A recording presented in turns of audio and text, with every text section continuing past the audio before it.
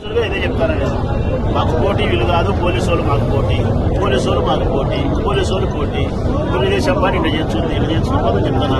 నిన్న కూడా చెప్పిన సెలవార్త 7:15కే చేస్తారని కాలజ్ఞానం చెప్పిన ప్రసాద్ రెడ్డి రాజమోహన్ అని చెప్పి బీటెక్ రైతులను మాట్లాడారు. కాలజ్ఞానమే జరిగింది. నేనైతే ఆశ్చర్యపోయా. చంద్రబాబు నాయుడు బుద్ధి నాకు తెలుసు, పోలీసు వాళ్ళ గుమస్తా మనస్తత్వం నాకు తెలుసు, కాబట్టి ఇట్లే జరుగుతుందో నాకు తెలుసు. ఇంకా ఫైనల్ గా నేను చెప్పేది పోలీసు వాళ్ళకు వాళ్ళకు తెలుగుదేశం వాళ్ళకు ఒకటే, చేసినారు బాగానే ఉంది, ఇబ్బంది లేదు.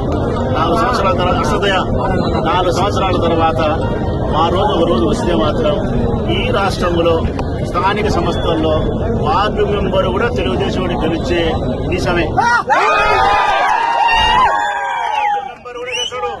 వార్డు మెంబర్ కూడా గెలిచడేయం. ఇంకా పోలీసు వాళ్ళు ఇప్పుడు దాష్టికం చేసినారు కదా, వాళ్ళకు పోలీసు అన్నారు కూడా చెప్తారా.